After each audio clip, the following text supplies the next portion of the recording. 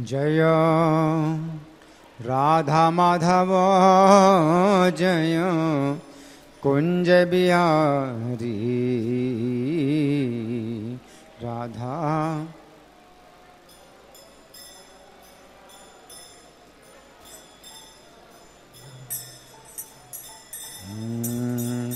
जय राधा माधव जय कुंज बिहारी राधा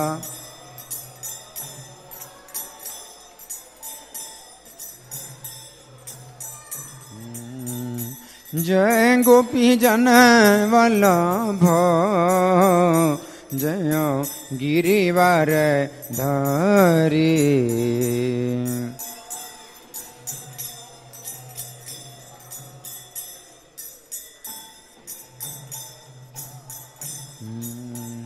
जय गोपी जन वल्लभ जय गिरिवर धारी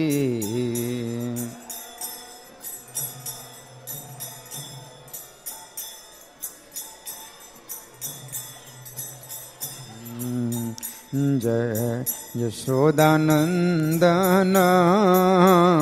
जय ब्रज जन रंजन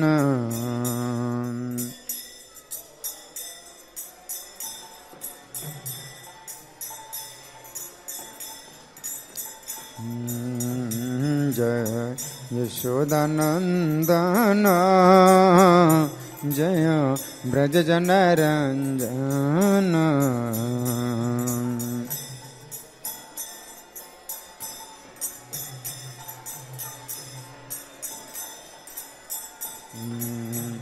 जय यमुना तीर बनचारी जय कुंज बिहारी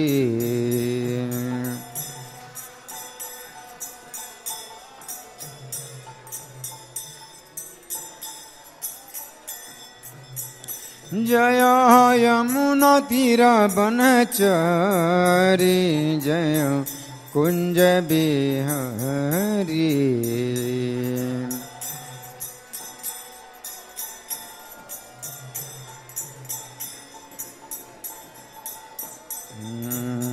जय राधा माधव जय कुंज बिहारी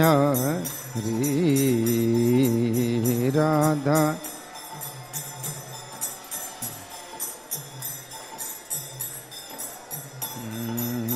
जय राधा माधव जय कुंज बिहारी राधा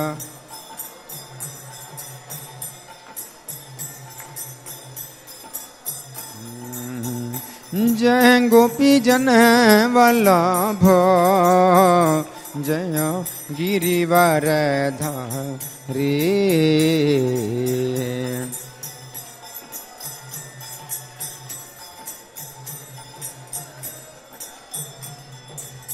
जय गोपी जन वल्लभ जय गिरिवर धारी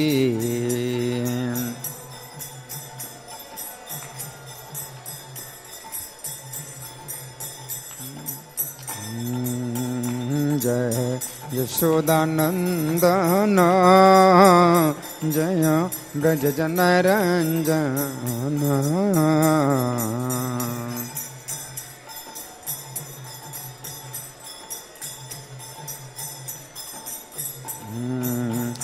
जय यशोदानंदन जय ब्रज जन रंजन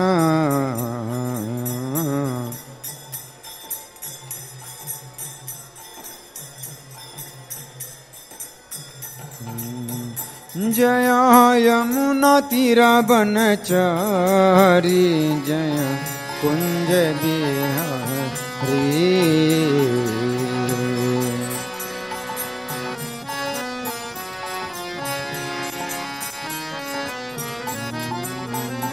जय यमुना यमुना तीर बनचारी जय कुंज बिहारी।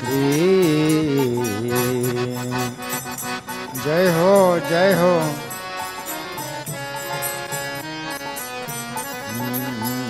जय राधा माधव जय कुंज बिहारी। राधा जय हो। जय राधा माधव जय कुंज बिहारी। राधा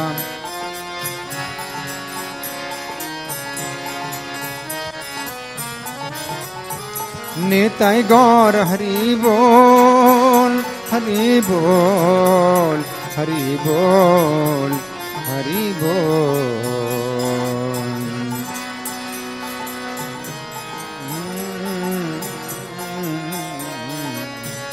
जय प्रभुपदा प्रभुपदा प्रभुपदा जय प्रभुपदा।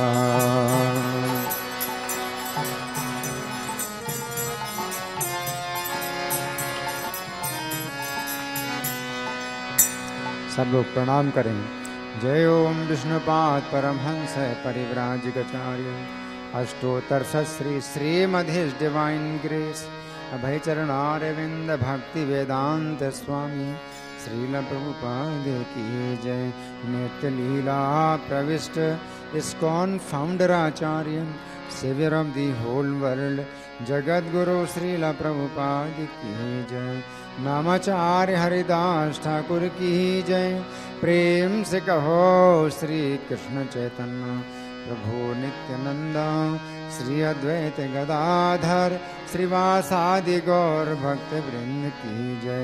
श्री श्री राधा पार्थ सारथी ललिता विशाखा गोप गोपिका श्याम कुंड राधा कुंड गिरि गोवर्धन की जय। श्री श्री गौरताय भगवान की जय। श्री श्री सीताराम लक्ष्मण हनुमान की जय। समवेत भक्त वृंद की जय। अनंत कोटि वैष्णव वृंद की जय। इस्कॉन वर्तमानाचार्य वृंद की जय। गौर प्रेमानंदे all glories to Simon devotees, all glories to Simon devotees, all glories to Simon devotees, all glories to Sri Guru and Gauranga. हरे कृष्णा।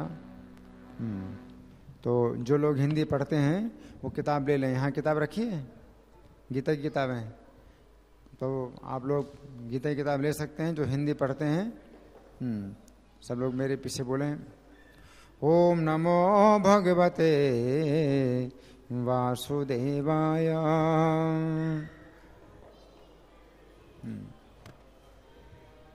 क्या बात है, लगता है कोई है ही नहीं यहाँ पर है। दिखाई तो बहुत लोग दे रहे हैं लेकिन कोई लगता है कोई है ही नहीं।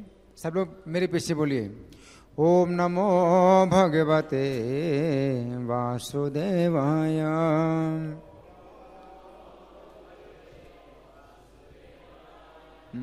सब लोग बोलिए, बोलने में क्या दिक्कत है। ओम नमो भगवते वासुदेवाय।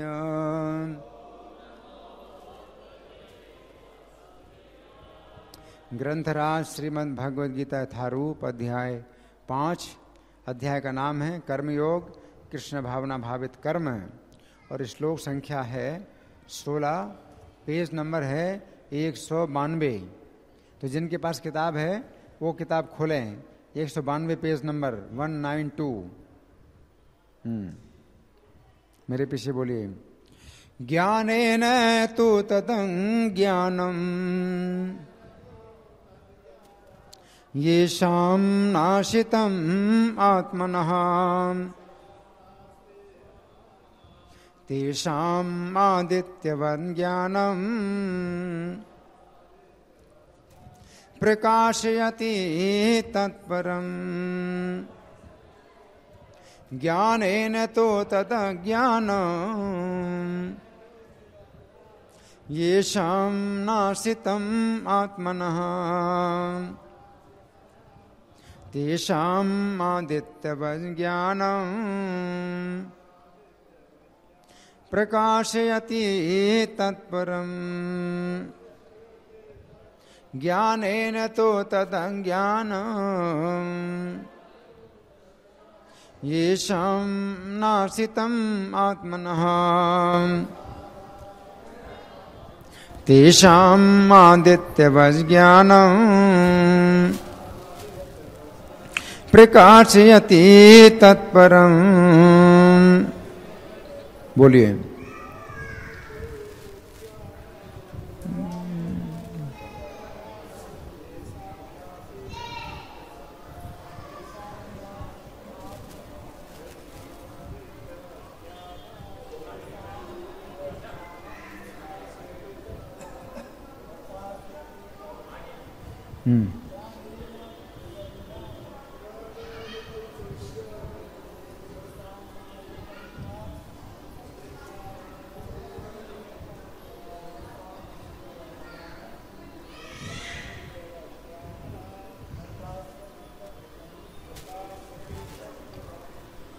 शब्दार्थ बोलिए। ज्ञानेन ज्ञान से, तो लेकिन, तत् वह, अज्ञानम अविद्या, येषां जिनका, नाशितम नष्ट हो जाती है, आत्मनः जीव का, तेषां उनके, आदित्यवत उदीयमान सूर्य के समान, ज्ञानम ज्ञान को, प्रकाशयति प्रकट करता है, तत्परम कृष्ण भावनामृत को। अनुवाद मेरे पीछे बोलिए। किंतु जब कोई उस ज्ञान से प्रबुद्ध होता है जिससे अविद्या का विनाश होता है, तो उसके ज्ञान से सब कुछ उसी तरह प्रकट हो जाता है जैसे दिन में सूर्य से सारी वस्तुएं प्रकाशित हो जाती हैं। तो यहाँ धागा लगाकर सब लोग प्रार्थना निकालिए। इसमें भूमिका में पहला पेज निकालेंगे।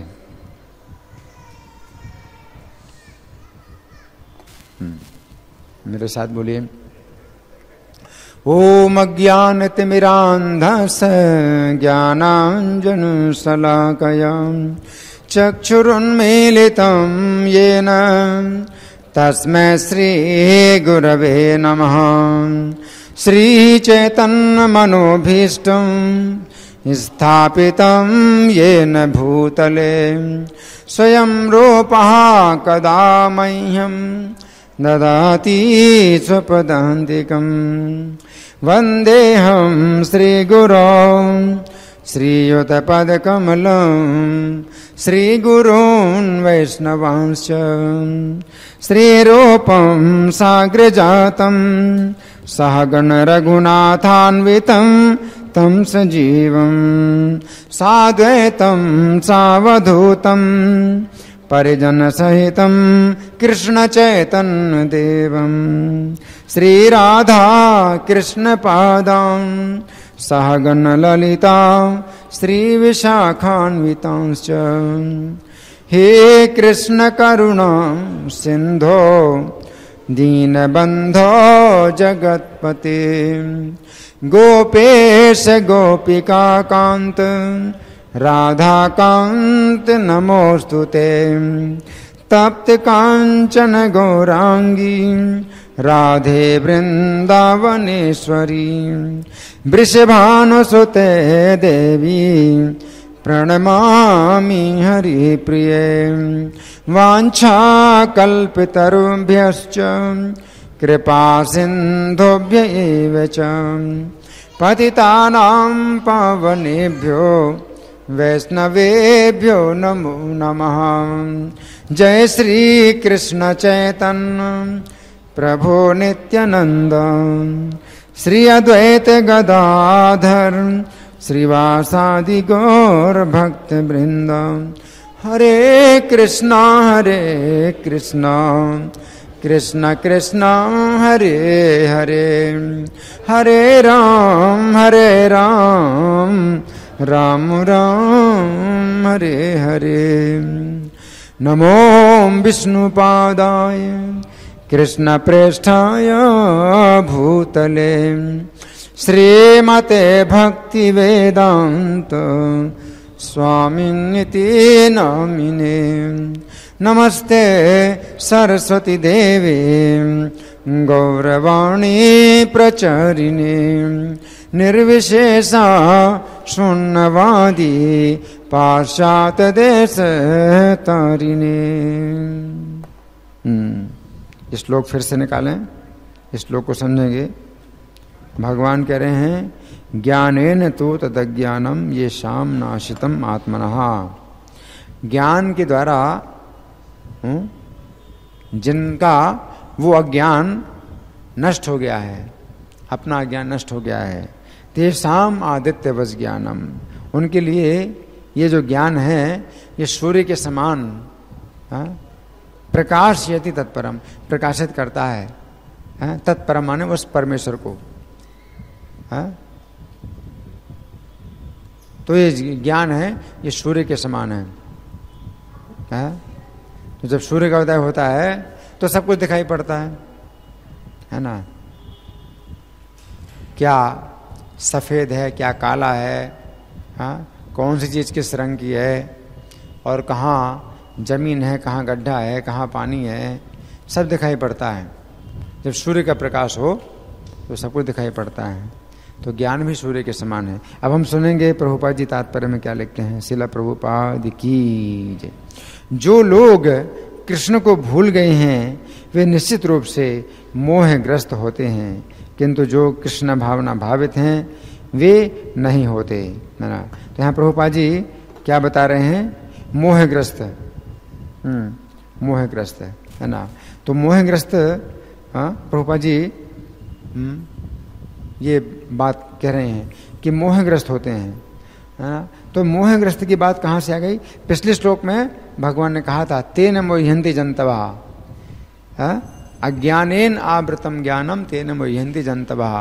अज्ञान के द्वारा ज्ञान ढका है, अज्ञान के द्वारा ज्ञान ढका है, इस कारण से ही सब जीव मोहित हो रहे हैं, है ना। तो पिछले श्लोक में भगवान ने कहा था अज्ञान के द्वारा ज्ञान ढका है। जैसे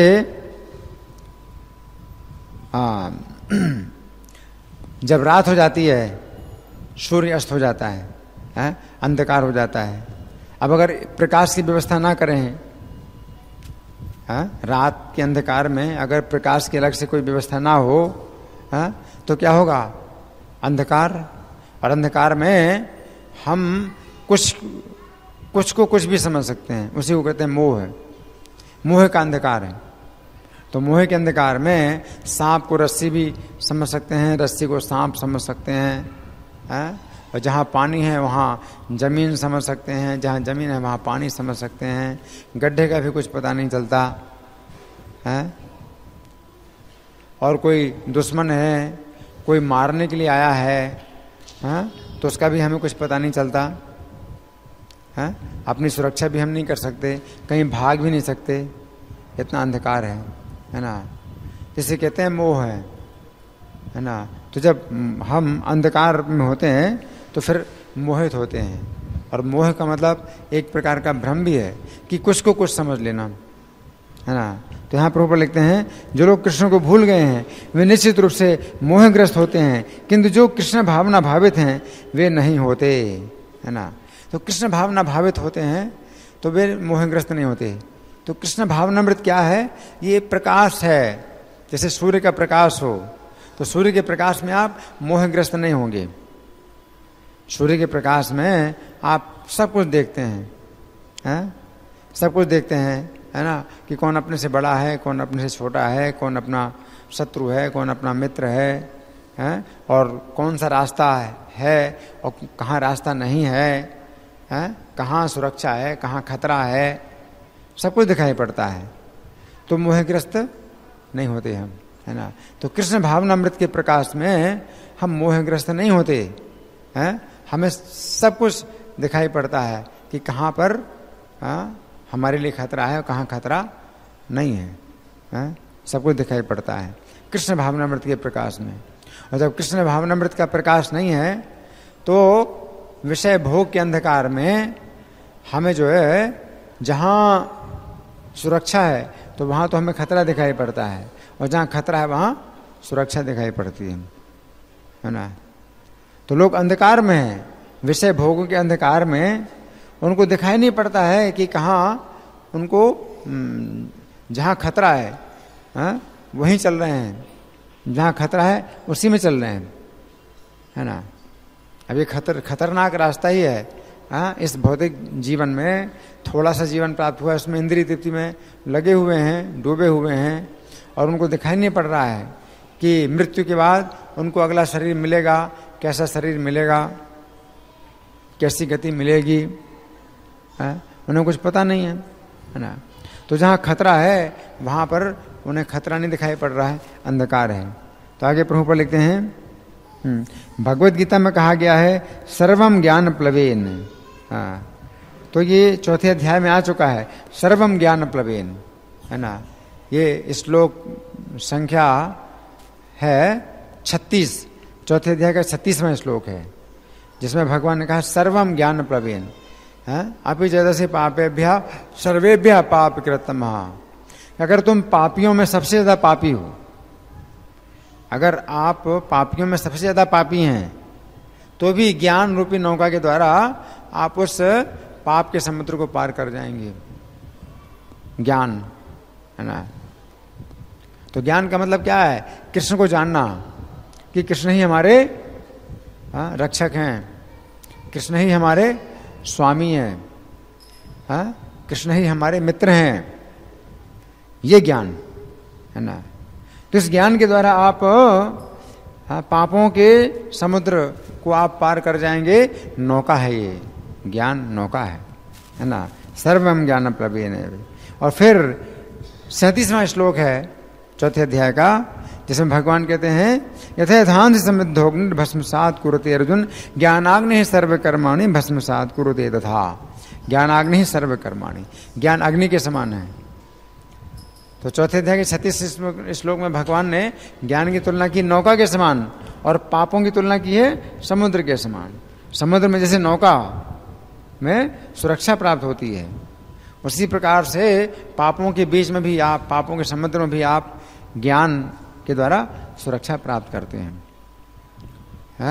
और 37वें श्लोक में भगवान कहते हैं कि जैसे कि बहुत जो है प्रज्वलित अग्नि ईंधन के ढेर को भस्म कर दे, कितना बड़ा ईंधन का ढेर हो, मान लो पहाड़ हो ईंधन का, और अग्नि जो है अगर प्रज्वलित कर दी जाए तो वो सब भस्म हो जाएगा ईंधन, है ना। तो उसी प्रकार से ज्ञानाग्नि सर्वकर्माणि भस्मसात कुरुते था। ज्ञान की अग्नि, उसी प्रकार से ज्ञान की अग्नि सब कर्मों को भस्म कर देती है ना, सब पापों को भस्म कर देगी ज्ञान की अग्नि, है ना। तो कितनी इसमें सुरक्षा है। और फिर नहीं ज्ञानेन सदृशम, 38वां श्लोक है चौथे अध्याय का, नहीं ज्ञानेन सदृशम पवित्रम यह वेदते। ज्ञान के समान पवित्र इस संसार में कुछ नहीं है।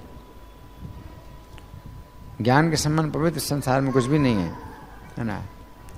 तो कितना भी अपवित्र आपका जीवन है, लेकिन अगर आप ज्ञान का सहारा लेते हैं तो आप जो है शुद्ध हो जाएंगे। ज्ञान इतना पवित्र है कि ज्ञान के द्वारा आप अपने जीवन को पवित्र कर सकते हैं, है ना। तो वो ज्ञान है क्या? वास्तव में वो ज्ञान यही है, कृष्ण को जानना, कृष्ण को अपनाना, कृष्ण की शरण लेना, ये ज्ञान है ना। सर्वगुह्यतमं भूयः शृणु मे परमं वचः। सर्वगुह्यतम ज्ञान जब भगवान बताते हैं कि सबसे जो गोपनीय ज्ञान है ना, तो उसको भगवान ने बताया क्या? मन मना भो मद भक्तो मद्याजी माम नमस्कुरु। मुझमें मन को लगाओ, मेरे भक्त बनो, मेरी पूजा करो और मुझे नमस्कार करो, ये ज्ञान है। तो कृष्ण हाँ, परमेश्वर हैं, कृष्ण भगवान हैं, कृष्ण हमारे रक्षक हैं, कृष्ण हमारे मित्र हैं, कृष्ण हमारे स्वामी हैं, हम कृष्ण के सेवक हैं, हमें कृष्ण की सेवा करनी है। यही जो है, जो बात है, यही सर्वोच्च ज्ञान है ना। तो यहाँ प्रभुपाद आगे लिखते हैं,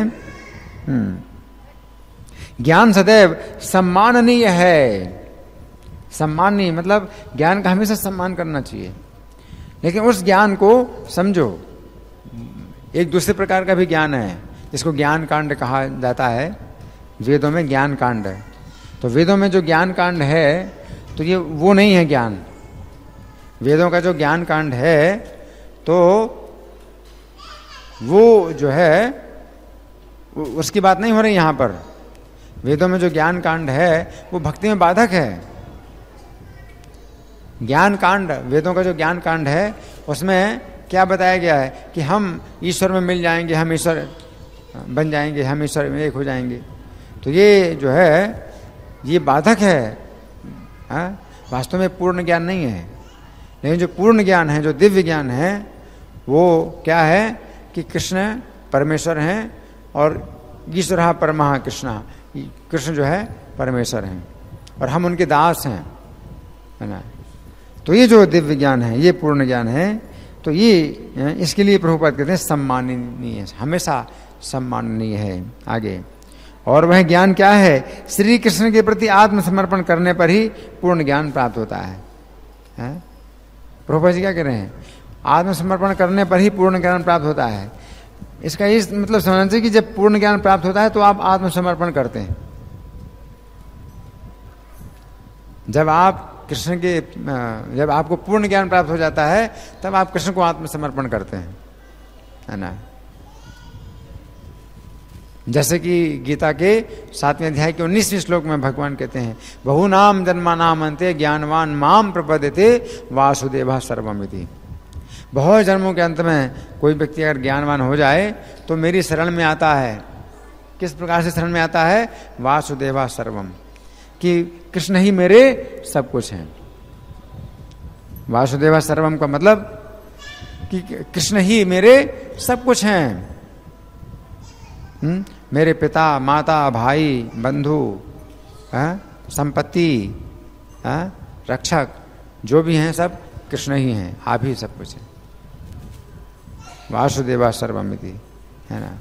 तो कई जन्मों के अंत में भी अगर ज्ञान प्राप्त होगा तो आप कृष्ण की शरण में लोगे, कृष्ण की शरण लोगे, हैं। तो कई जन्मों के बाद में अगर आपको कृष्ण की शरण में ही आनी है तो इतना समय क्यों खराब किया जाए, अभी से क्यों नहीं कृष्ण की शरण ले लेते हैं। कई जन्मों का इंतजार क्यों किया जाए? भगवान क्या बता रहे हैं? कई जन्मों के अंत में जब आपको ज्ञान होगा तो मेरी शरण में आओगे, है ना। तो भगवान के कहने का क्या मतलब है कि कई जन्मों के अंत में अगर आप मेरी शरण में आओगे तो अभी क्यों नहीं मेरी शरण में आते हो, है ना।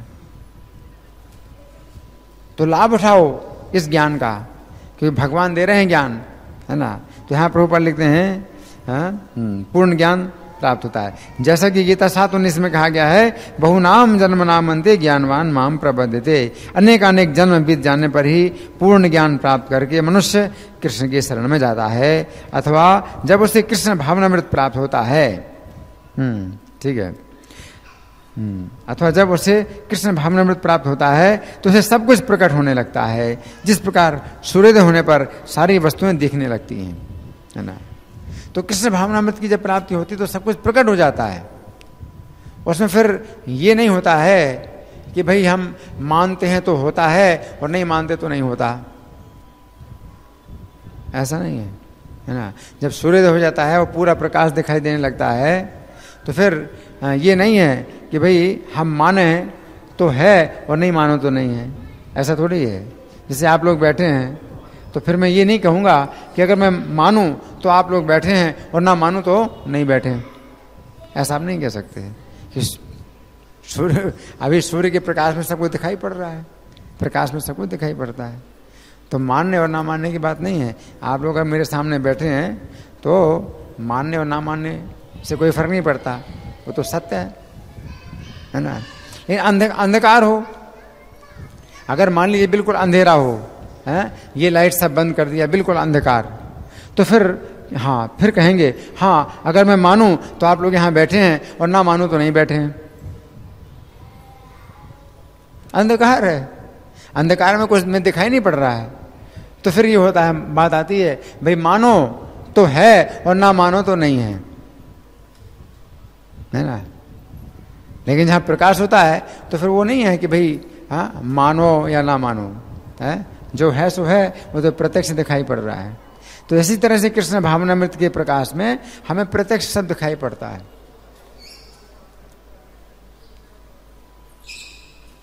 हमें जो है आगे की गति भी दिखाई पड़ती है कि रास्ता कौन सा रास्ता सुरक्षित है, हम चल रहे हैं, कहाँ सुरक्षा है और कहाँ खतरा है ना, सब दिखाई पड़ता है ना। तो आगे प्रभुपाद लिखते हैं जीव नाना प्रकार से मोहग्रस्त होता है। उदाहरणार्थ, अब देखिए मोहग्रस्त का उदाहरण प्रभुपाद जी क्या बताते हैं, नाना प्रकार से मोहग्रस्त होता है जीव। मोहग्रस्त का मतलब क्या है? मोहग्रस्त का मतलब यही है कि जो चीज नहीं है उसको आप मान रहे हैं, कुछ का कुछ मान रहे हैं, तो वो मोहग्रस्त है। मोह का मतलब एक प्रकार से ये भी है कि अगर सांप को आपने रस्सी मान लिया तो आप बहुत खतरे में हैं। और मोह है, मोहग्रस्त होने के कारण, अंधकार में आप मोहग्रस्त होने के कारण सांप को आप रस्सी मानते हैं और पकड़ने की कोशिश करते हैं, तो बहुत खतरा है मोहग्रस्त। तो यहाँ प्रभुपाद लिखते हैं जीव नाना प्रकार से मोहग्रस्त होता है। उदाहरणार्थ, जब वो अपने को ईश्वर मानने लगता है तो वह अविद्या के पास में जा गिरता है। अब एक ये भी अज्ञान, कृष्ण भावनामृत के अभाव में एक ये भी अज्ञान जो है फैलाया जाता है। और गीता के नाम पर भी लोग जो है यह ज्ञान फैला रहे हैं। गीता की भी व्याख्या करते हैं इस प्रकार से, क्या कि हम ईश्वर हैं, आप ईश्वर हैं, हम सब लोग ईश्वर हैं, है ना। तो एक ये अज्ञान जो है कृष्ण भावनामृत के अभाव में गीता से भी जो है लोग निकाल रहे हैं और लोगों को दे रहे हैं अज्ञान, गीता से भी निकाल के दे रहे हैं, है ना। तो क्या अपने को ईश्वर मानना तो अविद्या के पास में जा गिरता है। अभी अविद्या, अब देखिए अगर जीव ईश्वर है तो वो अविद्या में कैसे मोहग्रस्त हो सकता है, ये बताइए। अब वो जो मायावादी लोग हैं वो कहते हैं कि हम तो भगवान हैं, लेकिन हम अपने को भूल गए हैं, हम भगवान हैं, है ना। तो ये कैसे हो सकता है कि आप भगवान हैं और आपके ऊपर अविद्या हावी हो गई है, तो आप अपने को भूल गए हैं। तो प्रभुपाद लिखते हैं यदि जीव ईश्वर है तो अविद्या से कैसे मोहग्रस्त हो सकता है? क्या ईश्वर अविद्या से मोहग्रस्त होता है? यदि ऐसा हो सकता है तो फिर अविद्या या शैतान ईश्वर से बड़ा है।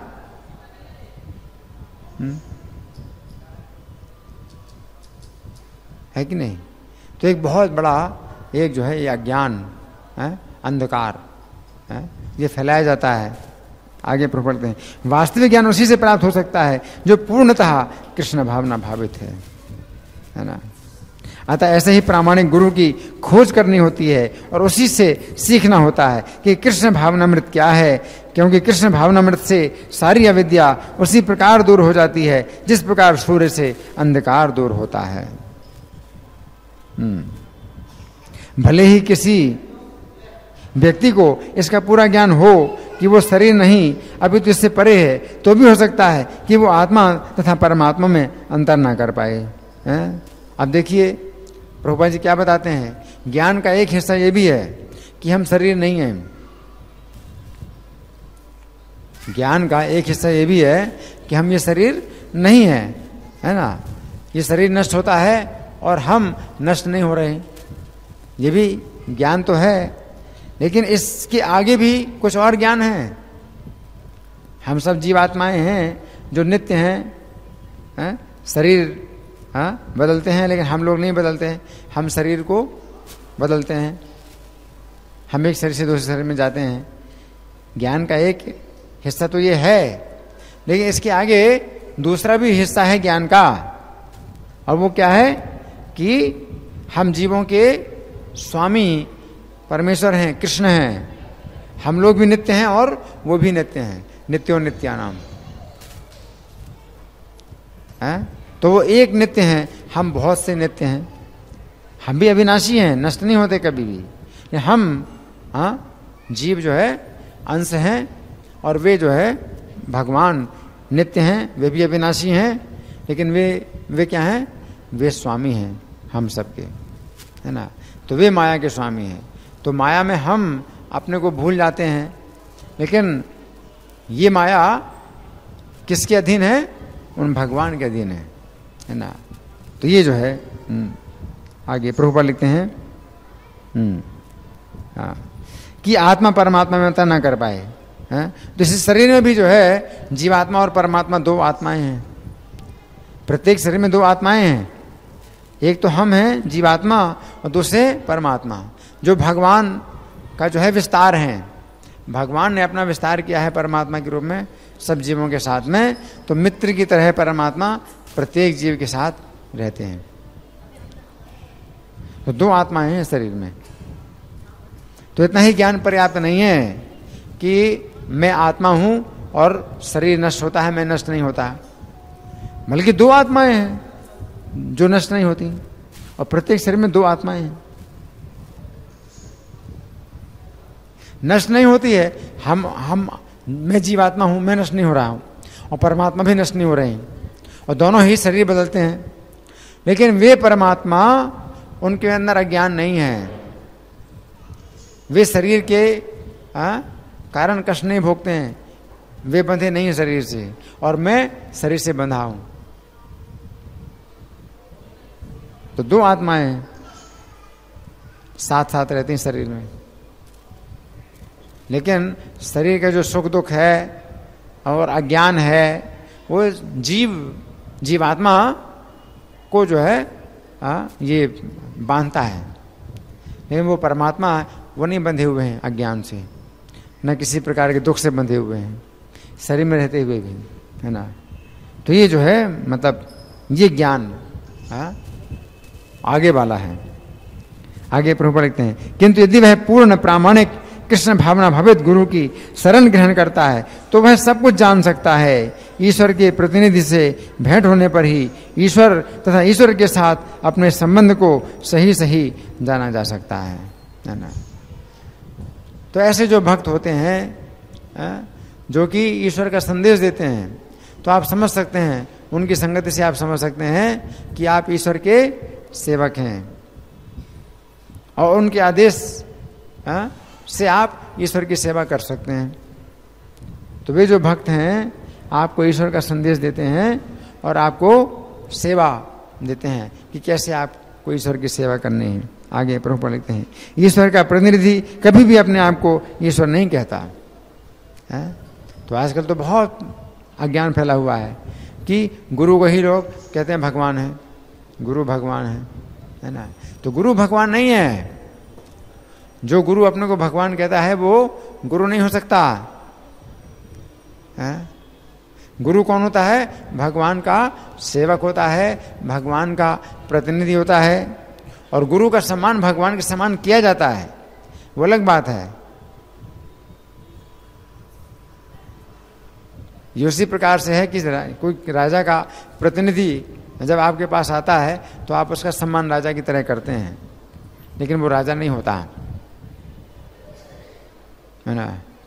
तो उसी प्रकार से जो गुरु हैं तो वो उनका सम्मान भगवान के समान किया जाता है, लेकिन वे भगवान नहीं होते, वो भगवान के सेवक होते हैं।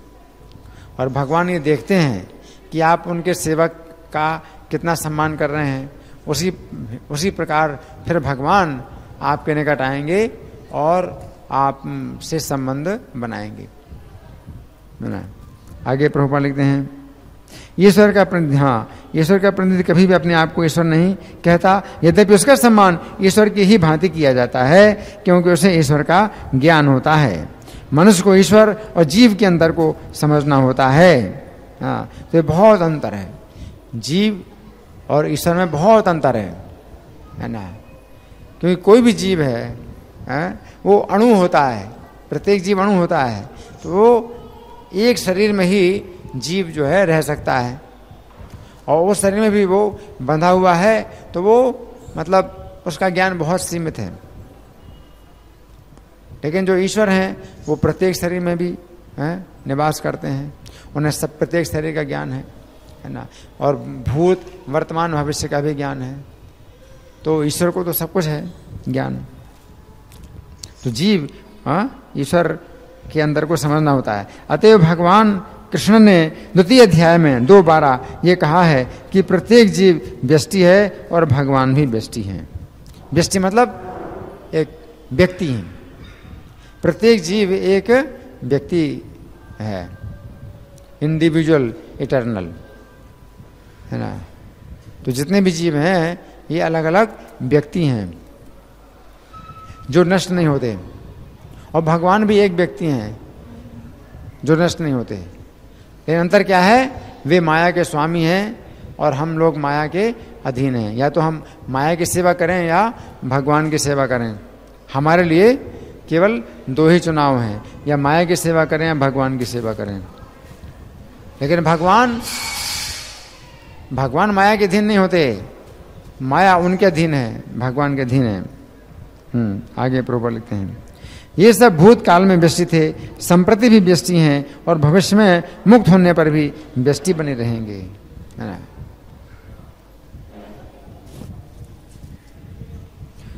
व्यष्टि का मतलब व्यक्तिगत, हमेशा प्रत्येक जीव क्या है, एक व्यक्तिगत आत्मा है ना। आगे, रात्रि के समय अंधकार में हमें प्रत्येक वस्तु एक सी दिखती है, किंतु दिन में सूर्य के उदय होने पर सारी वस्तुएं अपने आप वास्तविक स्वरूप में दिखाई देने लगती हैं। हाँ, कितना अच्छा बता रहे हैं। रात्रि के अंधकार में हमें प्रत्येक वस्तु एक सी दिखाई पड़ती है ना। क्या मतलब, बिल्कुल जैसे मान लो अंधेरा हो, है ना, तो जितने लोग बैठे हैं, है ना, तो मैं ये मान सकता हूँ कि भाई मैं ही अकेला हूँ, जितने लोग बैठे हैं वो भी मैं ही हूँ, आप सब मैं हूँ, हम सब एक हैं।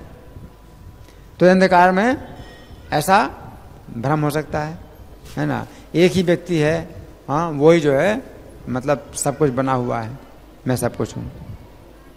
लेकिन प्रकाश, जब दिन का प्रकाश होता है तो मैं देख पाता हूँ कि जब मैं बोल रहा हूँ तो मैं, हाँ, मेरी अलग आवाज़ है, आप बोल रहे हैं तो आपकी अलग आवाज़ है, ये बोल रहे हैं तो इनकी अलग आवाज़ है। सब अपने अपने एक व्यक्तिगत, हाँ, सबका जो है अपनी एक पर्सनालिटी है, व्यक्तित्व है सबका अपना अपना।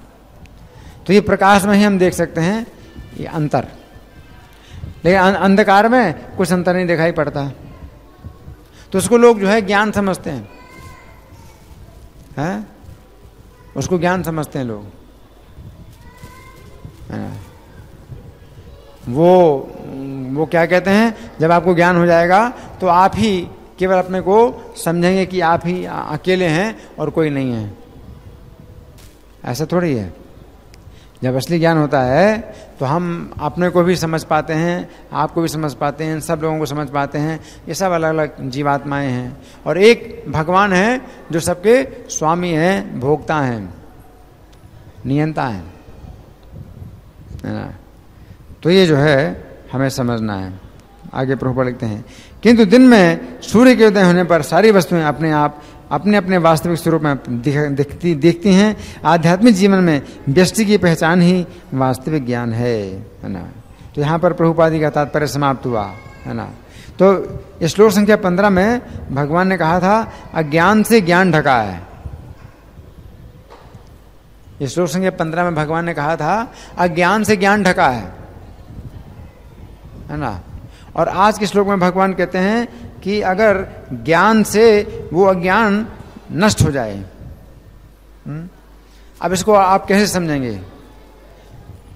भगवान ने कहा अज्ञान से ज्ञान ढका है, अज्ञान के द्वारा ज्ञान ढका है, और अब भगवान कह रहे हैं कि ज्ञान के द्वारा जब अज्ञान नष्ट हो जाए, है ना, तो अब वो कौन सा ज्ञान है, वो तो दूसरा ज्ञान हुआ ना।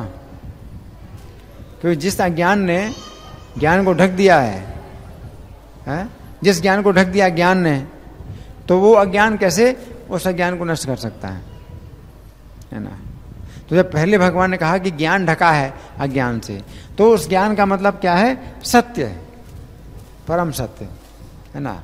जैसे हम कहें भाई ज्ञान ढका अंधकार से, अज्ञान से ढका है, तो अज्ञान का अंधकार है जिससे कि हम देख नहीं पाते वास्तविकता को। तो वो ज्ञान जो ढका हुआ है वो क्या है? वास्तविकता है, परम सत्य है, वो ढकी हुई है अज्ञान के द्वारा, है ना। और फिर जब भगवान कहते हैं कि ज्ञान के द्वारा वो अज्ञान जब नष्ट हो जाए तो वो प्रकाश है, सूर्य का प्रकाश है। अंधकार ने ढक दिया है इस वास्तविकता को, जो ज्ञान है, मतलब असली में जो हम लोग आपस में जैसे एक दूसरे से हम संबंधित हैं और अलग भी हैं, तो ये जो ज्ञान है ये ढक गया है अंधकार के द्वारा, ठीक है ना। लेकिन फिर जब सूर्य का प्रकाश, तो वो ज्ञान, वो दूसरा ज्ञान है जो उस अंधकार को नष्ट करता है, तो हमें सब कुछ दिखाई पड़ता है ना। तो इस तरह से समझना चाहिए, है ना। तो पहले जब भगवान कहते हैं ज्ञान ढका है अज्ञान के द्वारा, तो उस ज्ञान को क्या समझना है? वास्तविकता, सत्य, जो सत्य है। जैसे सत्य क्या है? मैं कैसे कपड़े पहने हूँ, आप कैसे कपड़े पहने हैं, आप लंबे हैं, चौड़े हैं, गोरे हैं, काले हैं, तो ये जो है एक वास्तविकता है ना, जो कि ढक गई किसके द्वारा? अंधकार के द्वारा। लेकिन फिर जब सूर्य का प्रकाश हुआ, उसने अंधकार को नष्ट किया, तो ये जो वास्तविकता है फिर से हमें दिखाई देने लगती कि है ना। तो ये समझना चाहिए। तो वो जो सूर्य का प्रकाश है वो हमें समझना, कृष्ण भावनामृत, कृष्ण भावनामृत के प्रकाश में हम देख सकते हैं, कृष्ण को भी जान सकते हैं कि कृष्ण कौन है, कृष्ण हमारे स्वामी हैं, और मैं और आप सब लोग जो है उनके सेवक हैं, और सबका अलग अलग सेवा में स्थान है। कृष्ण की सेवा में हम सब लोग अलग अलग सेवक हैं कृष्ण के, तो ये भी हम जान सकते हैं। तो ये जानना है ना। ये नहीं जानना कि अंत में हम एक हो जाएंगे, हम मिल जाएंगे, सब जीरो हो जाएगा, शून्य हो जाएगा। तो ये अज्ञान फैल रहा है। बहुत से लोग हैं निर्विशेषवादी हैं, शून्यवादी हैं, वो इस अज्ञान को फैला रहे हैं कि आगे चल करके हम सब जो है एक हो जाएंगे, शून्य हो जाएंगे, प्रकाश बन जाएंगे, निराकार बन जाएंगे। ये सब अज्ञान है, ये सब अंधकार, अंधकार में ही लोग जो है इस तरह की कल्पनाएं करते हैं, क्या कि हम सब एक हैं, हम सब जीरो हैं, है कि नहीं। अगर मान लो बिल्कुल यहाँ अंधकार हो, ना मैं अपने को देख पाऊंगा ना आपको देख पाऊंगा, तो हम फिर कहेंगे हाँ हम लोग निराकार हैं, हम सब एक ही हैं, हम लोग जीरो हैं, शून्य हैं। तो तरह तरह के हैं, तरह तरह का ज्ञान जो है मतलब फैला रहेगा। लेकिन जैसे प्रकाश होता है तो सब तरह के अज्ञान नष्ट हो जाते हैं। नहीं, हम ना तो निराकार हैं और ना ही हम जीरो हैं, ना ही हम एक हैं। हम एक भी नहीं हैं, हम लोग निराकार भी नहीं हैं, हम शून्य भी नहीं हैं, है ना।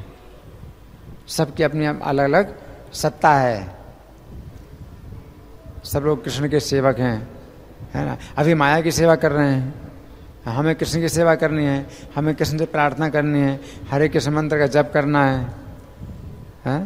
तो ये प्रार्थना करनी है कि मुझे अपनी सेवा में लगाइए। तो जब कृष्ण हमें सेवा में लगाएंगे तो हम माया की सेवा से छूट सकते हैं, नहीं तो माया से हम छूट नहीं सकते। माया आपको छोड़ नहीं सकती है कि आप खाली बैठे रहें और माया आपको सेवा में ना लगाए, ये हो नहीं सकता। जब माया देखती है आप कृष्ण की सेवा में लगे हैं तो वो अपनी सेवा से आपको मुक्त करती है कि हाँ अब सही आप जो है रास्ते में चल रहे हैं, तो फिर माया जो है आपको अपनी सेवा में नहीं लगाएगी, है ना। आप किसी का कोई प्रश्न है, कोई चर्चा है, या मैं प्रश्न करूं आप लोगों की ओर से, कोई प्रश्न, कोई चर्चा? हाँ जी। कर्म करते हुए अकर्म की तरह, हाँ, तो यही तो गीता का विषय है। अकर्म का मतलब क्या है? अकर्म का मतलब है कि आप कर्म कर रहे हैं लेकिन तो भी उसको अकर्म कहा जाता है कि उसमें कर्म का कोई बंधन नहीं होता, ना शुभ कर्म ना अशुभ कर्म, किसी प्रकार का बंधन नहीं होता, है ना। तो ऐसी स्थिति में फिर क्या होगा? आप जो भी कर्म करेंगे उसका कोई कर्म बनेगा नहीं, कोई बंधन होगा ही नहीं, है। तो इस जीवन के बाद आप भगवान के धाम चले जाएंगे कृष्ण की सेवा में। तो वो कर्म क्या है? कृष्ण को प्रसन्न करने के लिए जब आप कर्म करते हैं, कृष्ण भावना भावित कर्म, है ना। तो ही भगवद गीता का विषय है कि जब हम कृष्ण की प्रसन्नता के लिए कर्म करते हैं, इसी के लिए हम ये हरे कृष्ण मंत्र का जप करते हैं। हम आपसे कहते हैं कि आप हरे कृष्ण मंत्र का जप करिए। क्यों? क्योंकि हरे कृष्ण मंत्र का जप एक प्रार्थना है कि हम कृष्ण से प्रार्थना कर रहे हैं कि मुझे अपनी सेवा में लगाइए। तो अगर हम कृष्ण की सेवा में लग जाएं, कृष्ण और आप जो कुछ भी कर्म कर रहे हैं, अगर कृष्ण अपनी सेवा मान लें तो फिर आपका वो जो है कोई कर्म उससे नहीं बनेगा, ना अच्छा कर्म बनेगा ना बुरा कर्म बनेगा। तो ही कृष्ण भावनामृत आंदोलन है कि लोगों को जो है इस रास्ते में कृष्ण की सेवा में लगाता है। और कृष्ण की सेवा शुरू कहाँ से होती है? हरे कृष्ण मंत्र का जाप करो, हैं, और भगवान को भोग लगा करके आप भोजन करें। तो जिह्वा से ही आप जो है 2 प्रकार की सेवाएं शुरू कर सकते हैं। एक सेवा है कि आप हरे कृष्ण मंत्र बोलते रहिए, क्योंकि आपको और ज़्यादा कृष्ण का गुणगान आप नहीं जानते करना, तो मुख से जो है उनका नाम ही अगर आप बोलते रहें तो इसमें भी आप जो है कृष्ण की सेवा कर रहे हैं। और दूसरा, खाना जो आप भोजन करते हैं वो कृष्ण को भोग लगा करके आप प्रसाद खाइए, है ना। तो अगर यही नियम बना लें कि आप फालतू की बातें नहीं करेंगे, हरे कृष्ण मंत्र का जाप करेंगे, है ना। इसलिए इस आंदोलन में जितने भक्त हैं उनके लिए 16 माला जप करने का एक नियम है कि 16 माला जप करना है हर हालत में। तो ये हमारी चिंता हो जाती है कि 16 माला पूरी करें, है ना। तो हम लोग फालतू बातें कर नहीं सकते, हमारी चिंता होती है कि हमें 16 माला करना है ना। तो इसमें बड़ी रक्षा होती है कि फालतू की बातें करते हैं वो सब कर्म बनता है। तो इसके लिए जो है जी,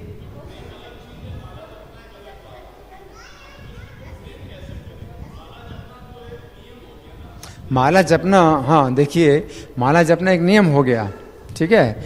अब ये जो माला जपने का जो नियम है, इससे आपकी बहुत बड़ी रक्षा होती है। अगर आप नहीं भी जानते हैं, देखिए, अगर आप नहीं जानते हैं कि ये आप क्या कर रहे हैं, अगर आप नहीं जानते हैं तो भी, जैसे आग में आप हाथ डालते हैं, आप नहीं भी जानते हैं कि आग है तो भी जला देगी। उसी प्रकार से जो कृष्ण का नाम है ये आपके कर्मों को जला देगा, इसमें इतनी शक्ति है। जैसे अजामिल था, तो अजामिल जो है अपने पुत्र को नारायण बोलता था, आप समझे ना, अपने पुत्र को नारायण बोलता था, है?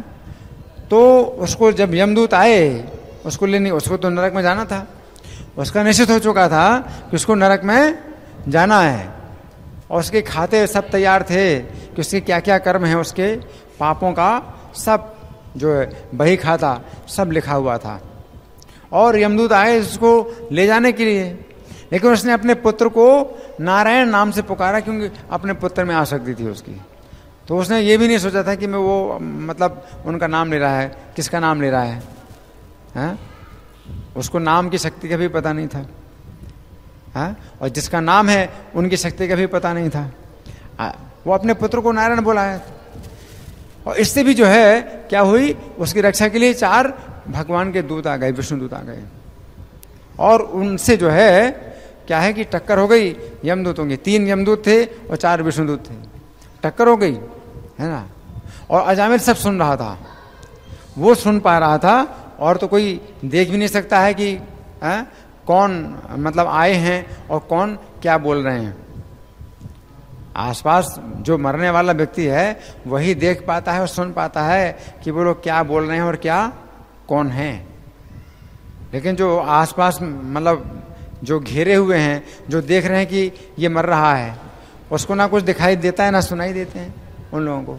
अजामिल देख भी रहा था और सुन भी रहा था, तो उनके आपस में जो बातचीत हो रही थी उनको उस अजामिल ने सुना, और विष्णुदूता को उसको अजामिल को क्या मिल गया? दर्शन मिल गया, भगवान के दूतों को दर्शन मिल गया। और विष्णुदूतों ने भगवान नारायण की महिमा का जब वर्णन किया, उनके नाम की महिमा का वर्णन किया, वो भी उसको सुनने को मिल गया। तो इस नाम, ये जो नियम है, तो इस नियम में इतनी शक्ति है कि इससे आपको भक्तों का संग मिलता है। क्योंकि ये नियम जो है एक इतना शक्तिशाली है कि ये आपकी एक प्रार्थना बन जाती है भगवान के प्रति। अगर आप नहीं भी समझ रहे हैं कि आप ये नियम का पालन क्यों कर रहे हैं, अगर आप हरे कृष्णा आप सुनते हैं, केवल इन शब्दों को सुनते हैं, तो इनमें बड़ी शक्ति है, आपकी चेतना को शुद्ध करते हैं। और जब आपकी चेतना शुद्ध होती है तो आपको जो है फिर आपकी रुचि पैदा होती है इस विषय में, इसको जानने में रुचि पैदा होती है। ये जो नाम है ये कोई जड़ वस्तु नहीं है। जैसे कि मान लीजिए कि मैं पानी पानी बोलता हूँ तो उससे प्यास नहीं बुझेगी, क्योंकि पानी नाम में और पानी वस्तु में अंतर है। जब तक मैं पानी नहीं पीऊँगा तो पानी पानी बोलने से प्यास नहीं बुझेगी। लेकिन भगवान के नाम में और भगवान में अंतर नहीं है। भगवान का नाम भी जो है मतलब भगवान ही है, कृष्ण है। तो इस नाम में मतलब ये शक्ति है। अगर आप अपराध ना करें तो आपको जो है इसका परिणाम मिलेगा। इसलिए हम लोग 10 अपराध बोलते हैं रोज कि 10 अपराधों से बचना है। नाम के 10 अपराध होते हैं, अपराधों से बचना है। तो अपराधों से अगर आप बच करके अगर आप नाम बोलते हैं तो नाम में इतनी शक्ति है कि वो जो है आपके सब पापों को नष्ट कर देगी, आपकी चेतना शुद्ध करेगी। तो आप जब हरे कृष्ण का जाप करते हैं तो आपकी चेतना ऐसी शुद्ध होगी, आपका की जो भौतिक आसक्तियां हैं वो घटेंगी। आपको खुद पता चलेगा कि हाँ, जैसे आप देखते हैं किसी का रूप देखते हैं, आपको भोगने की इच्छा होती है ना, स्त्री पुरुष का आकर्षण होता है, तो वो जो है आपका घटेगा। और जो भगवद गीता का विषय है उसमें आपकी रुचि पैदा होगी, आपको और समझ में आएगा और समझने की इच्छा भी होगी पैदा। तो इस नियम में मतलब ये शक्ति है। देखो हरिदास ठाकुर का नियम था 3 लाख नाम जप करने का। हम लोग रोज नामाचार्य हरिदास ठाकुर की बोलते हैं, नामाचार्य हरिदास ठाकुर की जय बोलते हैं। तो 3 लाख नाम जप करने का नियम था उनका। और इस के प्रभाव से उनको जो है चैतन्य महाप्रभु जो साक्षात भगवान है वो स्वयं उनके पास रोज आते थे उनको प्रसाद देने के लिए। जगन्नाथ जी का दर्शन करके चैतन्य महाप्रभु स्वयं हरिदास ठाकुर की कुटिया में आते थे उनको दर्शन देने के लिए, उनको प्रसाद खिलाने के लिए, भगवान स्वयं, है ना। तो नाम में इतनी शक्ति है। अगर नाम का अपराध ना किया जाए तो जो है नाम की जो शक्ति है वो आपको दिखाई देगी, पता चलेगी। सेवोन्मुखे ही जिह्वादो स्वयं एव स्फुरत्यतः। तो अगर आप जिह्वा के द्वारा आप सेवा उन्मुख हो जाते हैं, है ना, तो स्वयं स्फुरित होगा, तो ये नाम स्वयं स्फुरित होगा। और नाम से आपको भगवान का रूप, भगवान के गुण, भगवान की लीलाएं ये सब प्रकट होंगी। आपकी जो है वो जानने की रुचि पैदा होगी, है, और जानने के लिए आपको मौका भी दिया जाएगा। ऐसे भक्तों का संग भी मिलेगा कि आप जान पाएंगे, समझ पाएंगे, है ना। क्योंकि नाम के द्वारा आपको जो है सब व्यवस्थाएं भी मतलब ऐसी बनती जाएंगी कि जिसमें आपकी बाधाएं दूर होती जाएंगी और वो व्यवस्थाएं बनती जाएंगी नाम के द्वारा, ठीक है ना। तो जब आप नाम लेते हैं, इसलिए कहा है कि आप दिन रात नाम लीजिए, दिन रात नाम लीजिए। अब द्रौपदी जब संकट में फंसी थी तो उसने जो है कृष्ण को पुकारा था, है, और कृष्ण ने रक्षा की थी द्रौपदी की, है ना। तो वैसा ही संकट हमारे ऊपर भी आने वाला है। तो हम क्यों सोचें कि जब आएगा संकट तब हम करेंगे, हम पहले से क्यों नहीं करते, ठीक है ना। तो द्रौपदी की रक्षा की थी भगवान ने संकट में, क्योंकि वो सुख में भी उसने भगवान को याद किया था। तो दुख में जो है भगवान रक्षा करते हैं, लेकिन हम सुख में भगवान को याद नहीं करते, है ना। तो दुख में अगर आप भगवान को याद करेंगे तो भगवान ऐसे रक्षा नहीं करेंगे जैसे द्रौपदी की रक्षा की थी। आप समझे ना। तो इसलिए हमेशा आप जो है अगर उनका नाम लेते हैं तो धीरे धीरे सब रास्ते खुलते जाते हैं और जो बाधाएं वो दूर होती जाती हैं और आपको जो है प्रकाशित होता जाता है। सूर्य जैसे सूर्य का जब उदय होता है तो आपको सब कुछ मतलब दिखाई देगा, सब कुछ प्रकाशित होगा। ठीक है, धन्यवाद। ग्रंथराज श्रीमद् भगवद गीता की जय। जगत गुरु शिला प्रभुपाद की जय। श्री श्री राधा पार्थ सारथी ललिता विशाखा की जय। श्री श्री गौर निताई भगवान की जय। श्री श्री सीताराम लक्ष्मण हनुमान की जय हो।